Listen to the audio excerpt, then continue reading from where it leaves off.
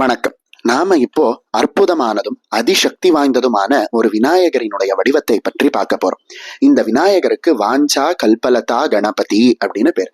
வாஞ்சை அப்படின்னா ஆசை அப்படின்னு அர்த்தம். கல்பலதா அப்படின்னா கற்பக விருட்சம் அப்படின்னு அர்த்தம். மனிதனினுடைய ஆசையை, அதாவது பக்தனினுடைய ஆசையை கேட்ட மாத்திரத்தில், அதாவது வேண்டிக் கொண்ட மாத்திரத்தில் நொடியில் கற்பக விருட்சம் போல கொடுக்கக்கூடிய கணபதி அப்படிங்கிறதுனால இவருக்கு வாஞ்சா கல்பலதா கணபதி அப்படின்னு பேர். இந்த கணபதியினுடைய வழிபாட்டை பத்தி உங்களுக்கு முழுசா தெரிஞ்சுக்கணும் அப்படின்னா இந்த காணொளியை நீங்க முழுசா தவறாம பாருங்க. அதே போல இந்த கணபதியை வழிபடுவதற்கான ஸ்லோகங்களும் நம்ம புராணங்கள்ல சொல்லப்பட்டிருக்கு. அந்த ஸ்லோகங்கள் தெரியணும் அப்படின்னா நீங்க கமெண்ட்ல சொல்லுங்க. தொடர்ந்து அந்த ஸ்லோகங்களை நான் பதிவேற்றம் செய்கிறேன். இந்த அற்புதமான கணபதியினுடைய வழிபாட்டை இந்திய தேசத்துல பிரசித்தி பெற செய்தது ஹரதத்த சிவாச்சாரியர் அப்படின்னு ஒரு சாரார் சொல்றாங்க. அது மட்டும் இல்லாம குமார சம்ஹிதை, பிரயோக பாரிஜாதம் போன்ற அற்புதமான ரகசியமான தந்திர சாஸ்திர நூல்கள்ல இந்த கணபதியினுடைய வழிபாடானது சொல்லப்பட்டிருக்கு. முக்கியமா தமிழ்நாட்டுல இந்த கணபதியினுடைய வழிபாட்டை தெரிந்தவர்கள் ரொம்ப ரொம்ப ரொம்ப சிலர் தான் அப்படின்னு நாம சொல்லலாம். இந்த கணபதியினுடைய வழிபாட்டுல அப்படி என்ன பெரிய விஷயம் இருக்கு அப்படின்னு கேட்டான்னா அதுக்கு பின்னாடி ஒரு மந்திர ரகசியமே உண்டு.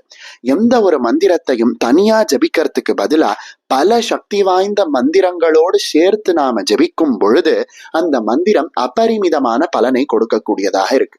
அதனாலதான் கணபதியினுடைய மந்திரம், வித்யா கணபதியினுடைய மந்திரம், மகா திரிபுர சுந்தரியினுடைய மந்திரம், சம்வாதாக்னி அப்படின்னு சொல்லப்படக்கூடிய அமிர்த ருத்ரேஸ்வரரினுடைய மந்திரம், இப்படின்னு பல விதமான சக்தி வாய்ந்த மந்திரங்களோட சேர்த்து கணபதியினுடைய மூல மந்திரம், பஞ்சதசாட்சரி, காயத்ரி மந்திரம் அப்படின்னு சொல்லி எந்தெந்த மந்திரங்கள் எல்லாம் சக்தி வாய்ந்த மந்திரங்களாக கருதப்படுதோ அந்த மந்திரங்கள் அனைத்தையும் தனக்குள்ள அடக்கின ஒரு மந்திரமாக வாஞ்சா கல்பலதா கணபதியோனுடைய மந்திரமானது இருக்கு. அதனாலதான் இந்த கணபதியினுடைய மந்திரத்துக்குள்ள அனைத்து சக்தி வாய்ந்த மந்திரங்களும் அடங்கி இருக்கிறதாக சொல்லப்படுது. இப்படி பல மந்திரங்களோட கூட்டாக இருக்கக்கூடிய வாஞ்சா கல்பலதா கணபதியினுடைய மந்திரத்தை சொல்லி நாம விநாயகரை வழிபட்டோம் அப்படின்னா கேட்ட அத்தனை விஷயங்களும் அத்தனை கோரிக்கைகளும் நொடியில நமக்கு கிடைக்குது அப்படின்னு சொல்லப்படுது. அது மட்டும் இல்லாம தந்திர சாஸ்திர நூல்கள்ல இந்த ஒரு கணபதியினுடைய மந்திரத்துக்கு தான் தர்ப்பணமோ வேறு பல கஷ்டமான வழிமுறைகளோ சொல்லப்படல. இந்த மந்திரத்தை நினைத்த மாத்திரத்திலேயே அபரிமிதமான பலனை கொடுக்கக்கூடியது அப்படின்னு பல இடங்கள்லையும், அதாவது பல தந்திர சாஸ்திரங்கள்லையும் இந்த மந்திரத்தை, அதாவது வாஞ்சா கல்பலதா கணபதியினுடைய மந்திரத்தை நினைத்த மாத்திரத்துல பலவிதமான செல்வங்களும் நினைத்த காரியங்களும் நடக்கும் அப்படின்னு சொல்றாங்க. இந்த அற்புதமான கணபதியினுடைய மந்திரத்தை ஒரு தடவை சொல்லி நாம வழிபடும் பொழுது வித்வத், அதாவது உயர்ந்த ஞானம் ஏற்படுதா. 3 தடவை சொல்லி நாம வழிபடும் பொழுது லக்ஷ்மி சம்பத் அப்படின்னு சொல்லப்படக்கூடிய பலவிதமான செல்வங்களும் கிடைக்கலாம். 5 தடவை நாம இந்த கணபதியினுடைய மந்திரத்தை சொல்லி வழிபடும் பொழுது உலகமே நமக்கு வசப்படுதா. 10 தடவை இந்த கணபதியினுடைய மந்திரத்தை நாம சொல்லி வழிபடும் பொழுது அனைத்து விதமான சம்பத்துகளும் அனைத்து விதமான செல்வங்களும் கிடைத்து இறுதியில மோட்சமும் கிடைக்குது அப்படின்னு சொல்றாங்க. அதனாலதான் மிகவும் சக்தி வாய்ந்த ஒரு மந்திரமாக இந்த வாஞ்சா கல்பலதா கணபதியினுடைய மந்திரமானது இருக்கு. இதை நான் சொன்ன பிறகு பலர் கேட்பாங்க அந்த மந்திரத்தை சொல்லுங்க அப்படின்னு. இந்த மந்திரம் மிகவும் ரகசியமானது அப்படிங்கிறதுனாலையும் மிகவும் சக்தி வாய்ந்தது அப்படிங்கிறதுனாலையும் பல மந்திரங்களினுடைய கூட்டு மந்திரமாக இருக்கிறதுனாலையும் உயர்ந்த குருவினுடைய அனுகிரகத்தினுடைய குருவினுடைய வழிபாட்டினோட நாம கத்துக்கிறது தான் முறை. அப்பதான் இந்த மந்திரமானது உடனடியான பலனை கொடுக்கும். ஒரு எரிகிற பந்தத்தால தான் மற்றொரு பந்தத்தை எரிய வைக்க முடியும். அந்த வகையில ஏற்கனவே இந்த மந்திரத்தை பல கோடி தடவை ஜபித்த ஒரு குருவால தான் நம்மை போல இருக்கக்கூடியவர்களுக்கு உடனே ஞானம் தரக்கூடிய அளவுக்கு உபதேசம் பண்ண முடியும். அதனால தேர்ந்த குருவினிடம் சென்று இந்த கணபதியினுடைய மந்திரத்தை படிப்பதுதான் சால சிறந்தது.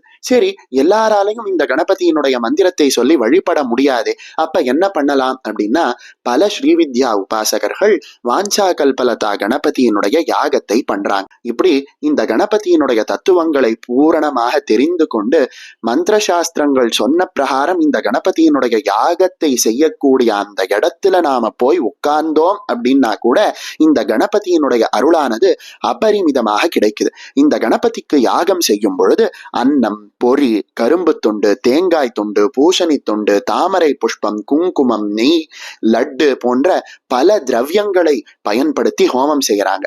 நம்மளால முடிந்த அளவுக்கு இந்த திரவியத்தை வாங்கி கொடுத்தாலும் நமக்கு இந்த கணபதியினுடைய அருளானது கிடைக்குது. இது எதுவுமே என்னால பண்ண முடியல அப்படிங்கிற பட்சத்துல இந்த கணபதியை பற்றி இருக்கக்கூடிய துதிகளை சொல்லி இந்த கணபதியை நாம வழிபட்டோம் அப்படின்னா கூட இந்த கணபதியினுடைய அருளானது நமக்கு விரைவில் கிடைக்குது.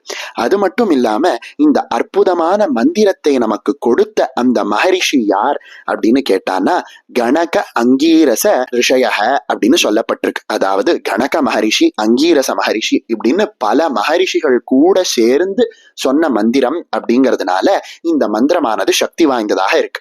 காயத்ரி, நிஸ்ருத் காயத்ரி, திருஷ்டுப், அனுஷ்டுப் இப்படின்னு பலவிதமான சந்தஸ்களோட சேர்ந்து இந்த மந்திரம் இருக்கிறதுனால அபரிமிதமான சக்தியுடைய மந்திரமாக இருக்கு. இந்த அற்புதமான வாஞ்சா கல்பலதா கணபதி மந்திரத்துக்கு மகா திரிபுர சுந்தரி, மகா கணபதி, வித்யா கணபதின்னு இத்தனை தேவதைகளும் சொல்லப்பட்டிருக்கு. அதனாலதான் இந்த வாஞ்சா கல்பலதா கணபதியை நாம பார்க்கும் பொழுது அம்பிகையும் கணேசரும் சேர்ந்த ஒரு உருவமாக நமக்கு தெரியுது. அதாவது முகமானது விநாயகரினுடைய முகமாகவும் உடலானது அம்பிகையினுடைய உடலாகவும் இருந்து உலகத்துக்கே சக்தி குடைக்கக்கூடிய அந்த அம்பிகையும் பரபிரம்ம ஸ்வரூபமாக இருக்கக்கூடிய விநாயகரும் சேர்ந்த ஒரு அற்புதமான மந்திர சாஸ்திரத்துல சொல்லப்பட்ட அற்புதமான வடிவமாக இந்த வாஞ்சா கல்பலதா கணபதியினுடைய வடிவமானது இருக்கு. இப்படிப்பட்ட அற்புதமான வாஞ்சா கல்பலதா கணபதியை நாமும் வழிபட்டு வாழ்க்கையில சகல விதமான நன்மைகளையும் நாம அடையலாம்.